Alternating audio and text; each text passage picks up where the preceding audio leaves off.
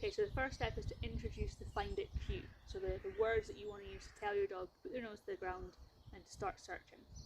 So how we introduce that, we're going to take a handful of food, and at this, just before we put our hand with the food down, we're going to say the cue. Okay, and the way that I put my hand of food down is quite particular, because when I have no food, then the hand signal is going to be particular for the dog to know which way to go. I'm going to take the treat in between thumb and two fingers, like this, and when we put the treat down, I'm going to say find it, and then throw the treat down like that.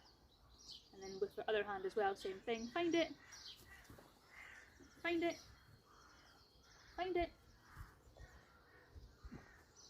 find it, find it, find it, find it. So really quick reps, quick succession. Don't need to wait too long. As soon as they've found the first one and they're looking back up, you can do it again. Find it, find it. Okay. So once they understand the concept, that the food is going to be on the ground, we're going to repeat this exercise, but this time there's going to be no food in your hand, and you're going to do a sly kind of distraction treat so that they go and find that one, at the same time as hiding one without them seeing it. And this time it's just going to be a hand signal. So we're going to take a couple of treats at a time. So I'm going to put one as a distraction, and one here, and this hand is going to say find it, and their nose is going to go down because that's what you've been doing. Now if you do that and they don't, because they're not seeing the treat getting thrown down, they then do this and quickly look back up at you, and because they haven't seen the treat getting thrown down, what you might need to do is make it a bit more obvious to start with. So what you could do, when you put the treat down, make it very obvious and go over, find it, right next to the treat. Find it, find it.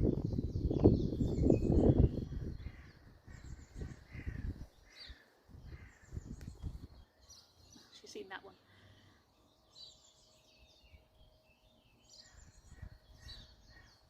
Find it. So it might be that you need to make it really, really obvious for your dog to start with. That is not a problem if that's the case. What you'll just do is that over time they get used to you pointing it out, you just reduce the hand going down, so you phase it out a little bit. So instead of it being really obvious, you might just do a find it, quickly, put it onto my left, find it, good girl, and then eventually you don't need to bend down as far and you can just give them a little hand signal, find it, and they'll start to search because they know which direction it should be in, given your hand signal. That's the way that I do it, it's not the way everyone does it. That's quite important. If you find a different way that works for you, use the way that works for you. Good girl. So a fun little game that you can do with this is to kind of go back and forth and have the dog following you, and each time that they come into you, they get sent out again, and we can mix up the dogs. So what I'll do is I'll throw a freebie out and throw one out to my right, find it, and when they're on the hunt for that one, another one gets thrown to the left. Ready? Find it. And we're just reinforcing that connection with us before they get sent out again. Find it.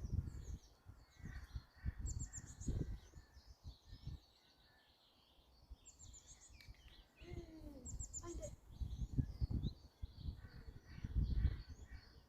Good girl. Find it.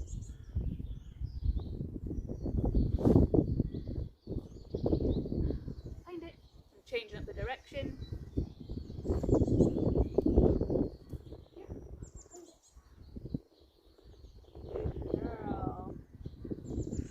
So you can also do this on your walks, which you'll see in a video now. It's a really good one for building a recall because they're coming into you to be sent straight back out again to go on the hunt for something.